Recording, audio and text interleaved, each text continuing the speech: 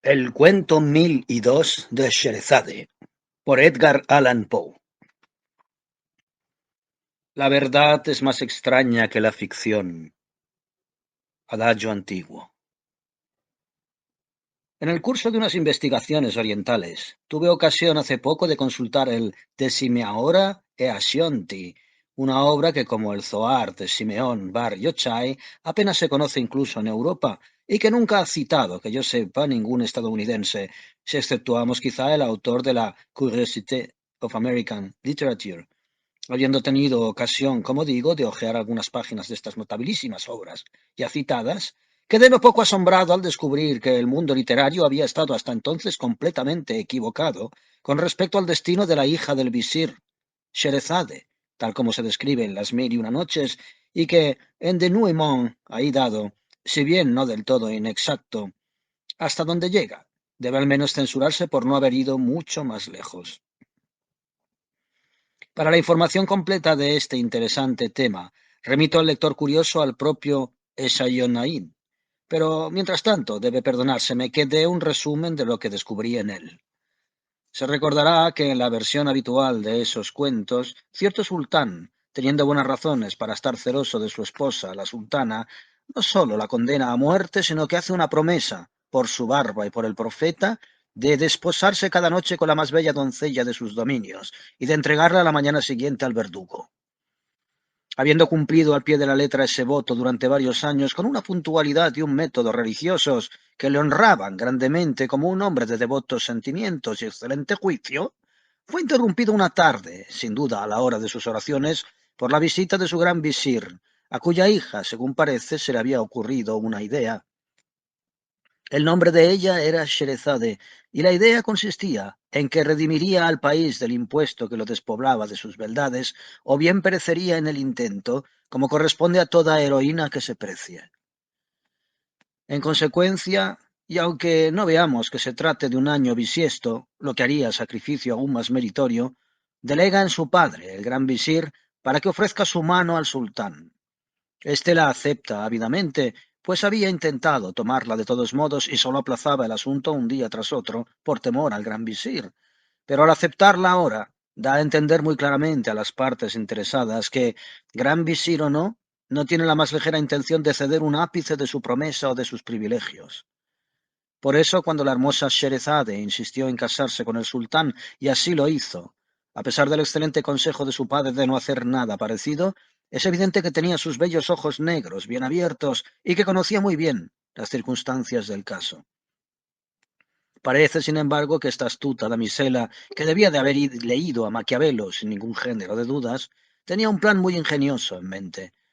En la noche de boda se la compuso, he olvidado con qué engañoso pretexto, para que su hermana ocupara un lecho lo bastante cercano del de la pareja real para permitir una fácil conversación de cama a cama. Poco antes del canto del gallo tuvo buen cuidado de despertar al bondadoso sultán, su esposo, que no la tenía en menor estima porque tuviese la intención de retorcerle el cuello al día siguiente. Que debo decir que gracias a una conciencia tranquila y una fácil digestión dormía profundamente para que escuchara el interesantísimo relato acerca de una rara rata y un gato negro, creo, que estaba contándole, en voz baja, por supuesto, a su hermana. Cuando apuntó el día, sucedió que esta historia no había terminado todavía y que Sherezade, dadas las circunstancias, no podía acabarla justo entonces, pues era ya hora de que se levantara y fuera a que la estrangularan, algo un poco más agradable que el ahorcamiento, aunque levemente más distinguido. Lamento decir, no obstante, que la curiosidad del sultán prevaleció sobre sus sanos principios religiosos y le indujo a que, por esta vez, se pospusiera el cumplimiento de su promesa hasta la mañana siguiente, con el propósito y la esperanza de oír por la noche lo que había ocurrido al final con el gato negro. Creo que era un gato negro. Y la rata. Llegada la noche, sin embargo, Sherezade no solo puso el broche final al gato negro y a la rata, que era azul, sino que antes de darse cuenta exactamente de lo que hacía, se vio envuelta en el intrincado desarrollo de una narración relativa, si no me equivoco, a un caballo rosado con alas verdes que cabalgaba impetuoso por obra de un mecanismo de relojería y al que se daba cuerda con una llave de color índigo.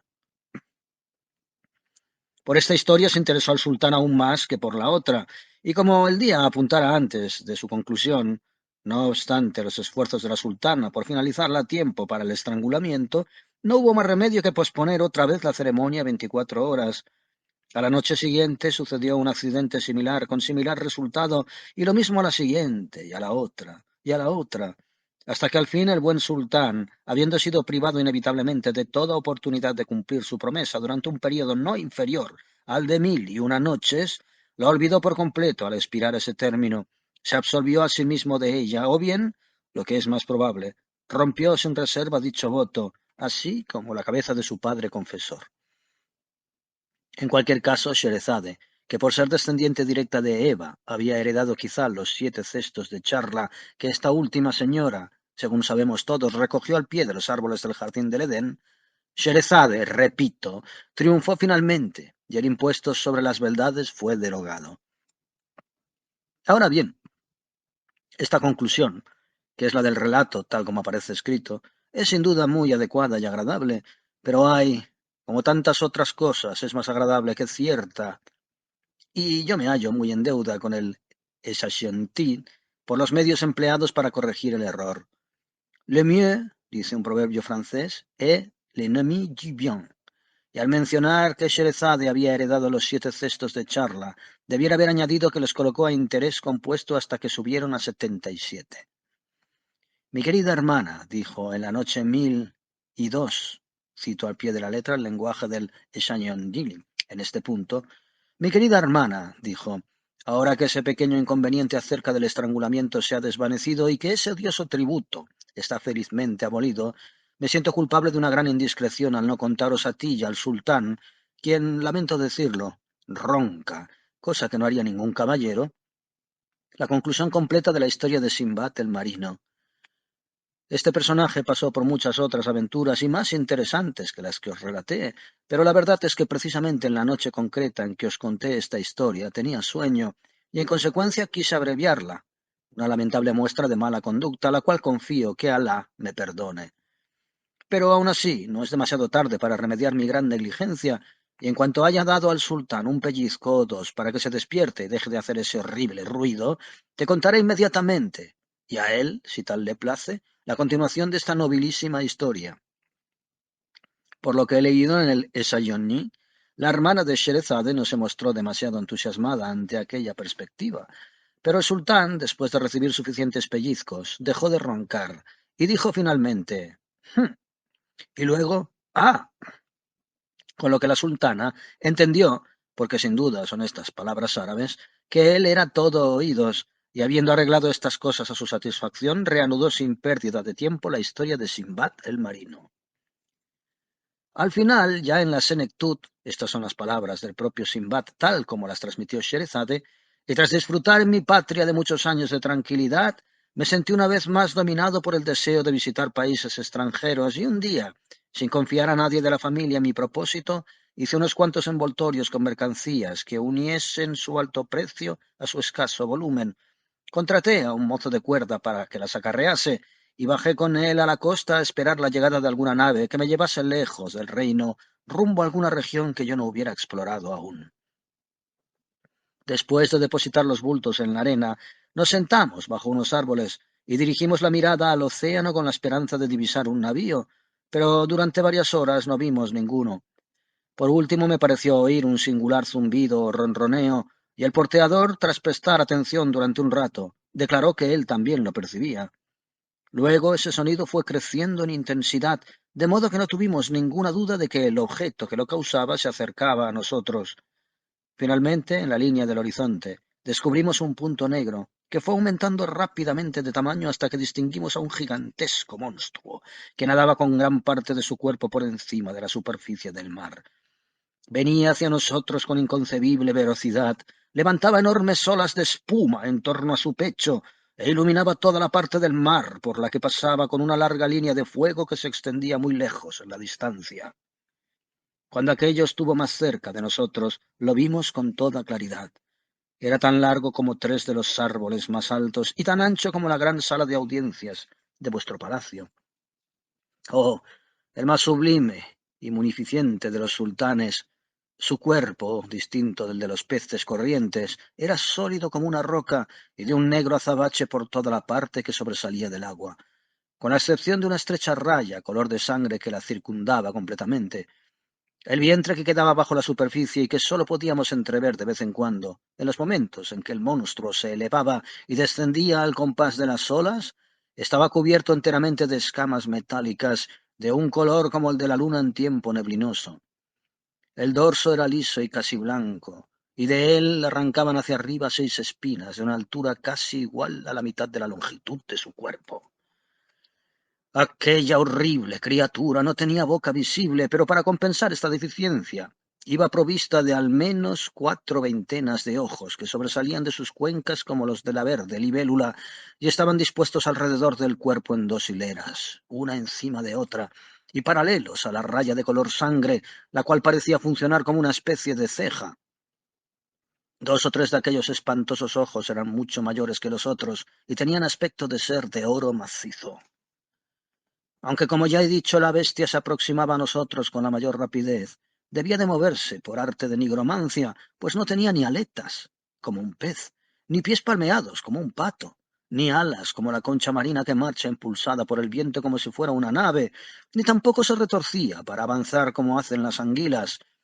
La forma de su cabeza y de su cola se parecían mucho, solo que no lejos de la segunda había 2 pequeños agujeros que servían de fosas nasales, por los cuales el monstruo expulsaba su denso aliento con prodigiosa violencia y con un sonido agudo y desagradable. Muy grande fue nuestro terror al contemplar aquella cosa tan horrible, pero quedó superado por el asombro que nos produjo ver sobre el lomo de aquella bestia a un gran número de animales, aproximadamente del tamaño y la forma de los hombres, y que se parecían mucho a estos, salvo en que no llevaban ropas, como suelen los hombres, pues estaban provistos, sin duda por la naturaleza, de una fea e incómoda envoltura muy parecida a la rela, pero tan ajustada a la piel, que hacía moverse a los pobres diablos torpemente y les ocasionaba al parecer grandes molestias. En lo alto de la cabeza llevaban una especie de cajas cuadradas que a primera vista pensé que harían el oficio de los turbantes, pero pronto descubrí que eran sumamente pesadas y sólidas y por tanto deduje que eran artefactos destinados, por su gran peso, a mantener las cabezas de los animales firmes y sujetas sobre los hombros. Alrededor del cuello las criaturas llevaban collares negros, sin duda distintivos de servidumbre, como los que ponemos nosotros a los perros, solo que mucho más anchos y más rígidos, de modo que aquellas pobres víctimas no podían mover la cabeza en ninguna dirección sin mover al mismo tiempo el cuerpo, y de esa forma se veían sentenciados a la perpetua contemplación de sus narices, una visión respingona y achatada en un grado portentoso, por no decir espantosa. Cuando el monstruo hubo llegado casi hasta la orilla, donde estábamos nosotros, proyectó hacia adelante uno de sus ojos y despidió por él una terrible llamarada de fuego, acompañada por una densa nube de humo y un ruido que no puedo comparar con otra cosa si no es con el trueno. Al disiparse el humo, vimos a uno de esos raros animales, hombres, de pie cerca de la cabeza de la gran bestia, con una trompeta en la mano, a través de la cual, poniéndosela en la boca, se dirigió luego a nosotros con sonidos fuertes, ásperos y desagradables, que tal vez hubiéramos tomado por palabras de un lenguaje si no las hubiera emitido a través de la nariz. Era evidente que nos hablaba a nosotros, pero no sabía yo cómo responderle, pues no podía comprender en absoluto lo que se nos decía. Y en ese trance me volví hacia el porteador, que estaba a punto de desmayarse de miedo, y le pregunté qué especie de monstruo le parecía que podía ser aquel, si tenía alguna idea de sus intenciones, y qué clase de criaturas eran las que pululaban por su lomo. A esto me contestó el porteador del mejor modo que le permitía su temblor, diciéndome que ya había oído hablar alguna vez de aquella bestia marina, que era un demonio cruel, con entrañas de azufre y sangre de fuego, creado por los genios malvados para hacer sufrir a la humanidad, que las cosas aquellas sobre su lomo eran unas alimañas como las que a veces infestan a los perros y a los gatos, solo que un poco mayores y más salvajes, y que poseían su función aunque malvada, ya que mediante la tortura que causaban a la bestia con sus mordeduras y picotazos, la llevaban hasta el grado de furor requerido para hacerla rugir y cometer villanías, y así cumplir los vengativos y malévolos designios de los genios perversos. Esta declaración me hizo decidirme a huir a toda prisa, y sin ni siquiera mirar hacia atrás corría a toda velocidad hacia las colinas, mientras el porteador lo hacía igual de rápido, aunque poco más o menos en dirección contraria, de modo que acabó por huir con mis bultos, de los que no dudo que cuidó de manera excelente, pese a que este es un punto que no puedo determinar con seguridad, pues no recuerdo haberle vuelto a ver jamás. En cuanto a mí, me persiguió tan encarnizadamente una multitud de alimañas humanas, que habían llegado hasta la orilla en botes, que muy pronto me apresaron, me ataron de manos y pies y me trasladaron a la bestia, la cual salió inmediatamente nadando hacia alta mar. Me arrepentí entonces amargamente de mi locura de abandonar un cómodo hogar para arriesgar la vida en aventuras como aquella, pero como no servía de nada lamentarse, me adapté lo mejor que pude a mi situación e intenté ganarme la buena voluntad del animal hombre, que blandía la trompeta y que parecía ejercer cierta autoridad sobre sus compañeros. Tuve tanto éxito que en unos pocos días la criatura me concedió varias señales de su favor, y al final incluso se tomó la molestia de enseñarme los rudimentos de algo que sería bastante presuntuoso denominar lenguaje. Pero gracias a ello pude conversar fácilmente con aquella criatura, y logré hacerle comprender el ardiente deseo que tenía de ver mundo. Washies, squashies, quick, Simbad, didel grunt und grumbel his, fish juice, me dijo un día después de comer, pero os pido mil perdones. Había olvidado que vuestra majestad no está familiarizado con la lengua de los gallos relinchos. Así se llamaban aquellos animales hombres, porque presuntamente su lenguaje constituía el eslabón entre el del caballo y el del rey del gallinero. Con vuestro permiso lo traduciré. Washish, squashish, etc. Quiere decir, soy feliz al ver, mi querido Simbad, que eres un tipo excelente. Ahora estamos haciendo algo que se llama circunnavegación del globo, y como estás tan deseoso de ver mundo, haré una excepción contigo y te daré un pasaje gratuito en el lomo de la bestia. El Essaïchoni relata que cuando la dama Sherezade hubo llegado a este punto, el sultán se volvió del costado izquierdo al derecho y dijo: Es en verdad muy sorprendente, mi querida sultana, que hayas omitido hasta hoy estas últimas aventuras de Simbad. ¿Sabes que las considero tan entretenidas como extrañas? Tras expresarse el sultán de tal modo, según se nos cuenta la hermosa Sherezade, reunió su historia con las siguientes palabras.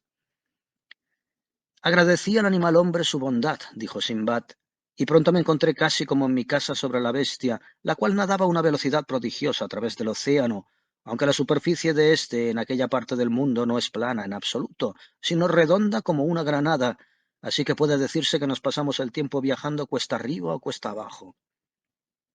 Eso me parece rarísimo, interrumpió el sultán. Sin embargo, es completamente cierto, replicó Sherezade. Lo dudo, repuso el sultán, pero ten la bondad de proseguir el relato. Así lo haré, dijo la sultana. La bestia, continuó contando Simbad, nadaba, como ya he explicado, cuesta arriba y cuesta abajo, hasta que al final llegamos a una isla de muchos centenares de millas de circunferencia, pero que, sin embargo, había sido construida en medio del mar por una colonia de animalitos como las orugas. Dijo el sultán.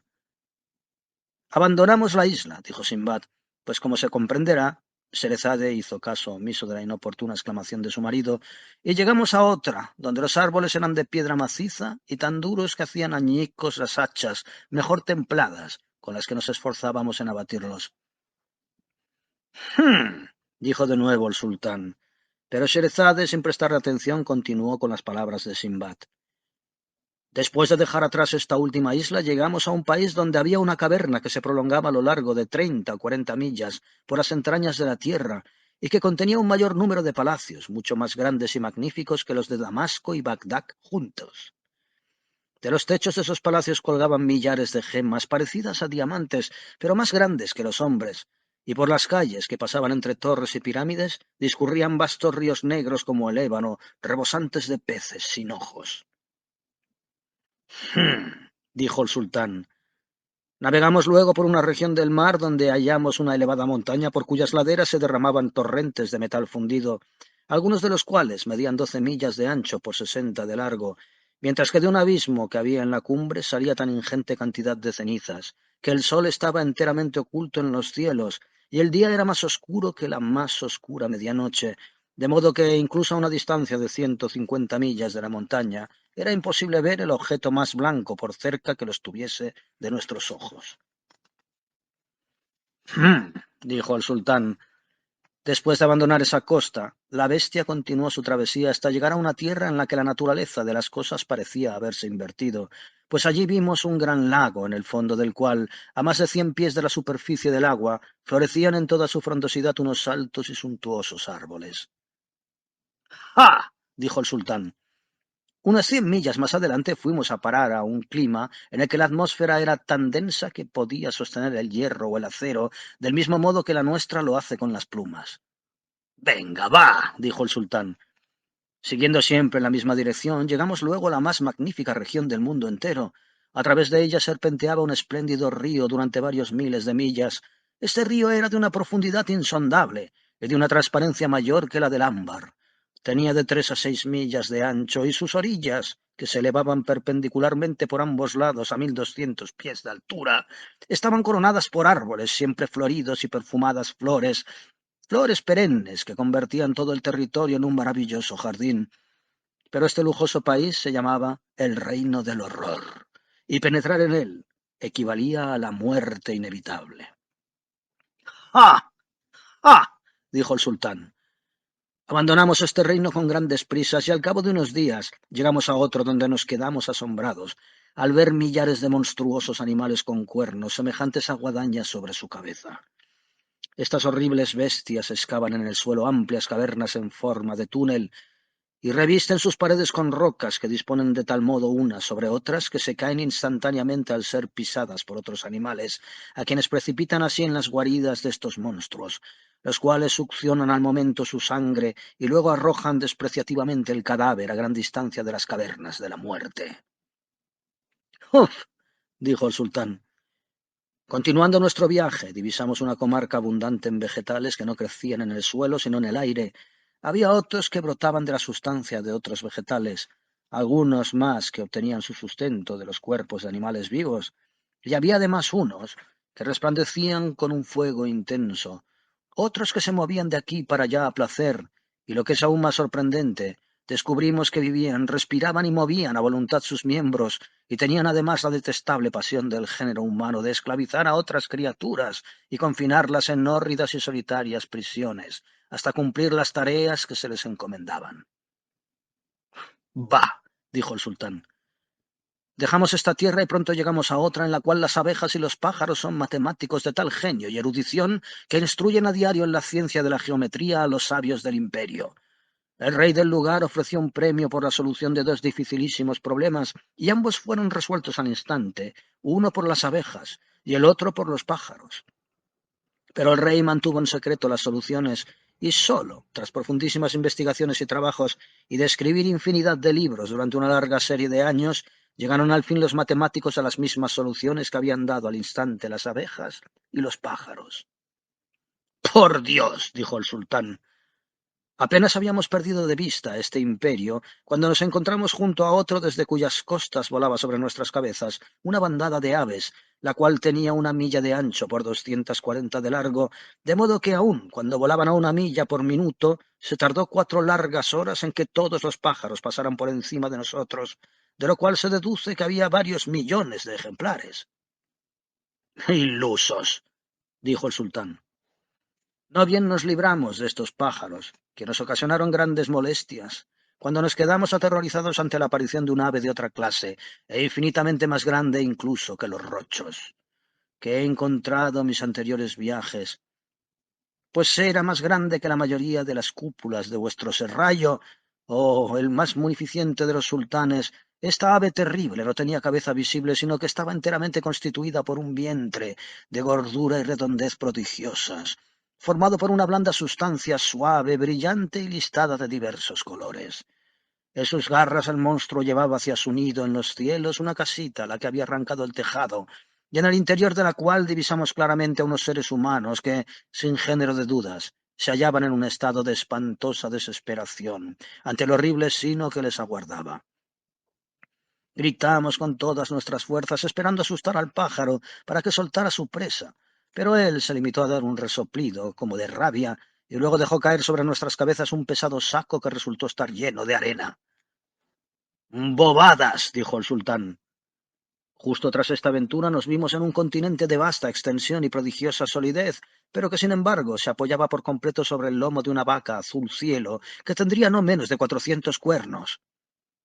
Eso sí lo creo, dijo el sultán, porque he leído algo parecido en un libro.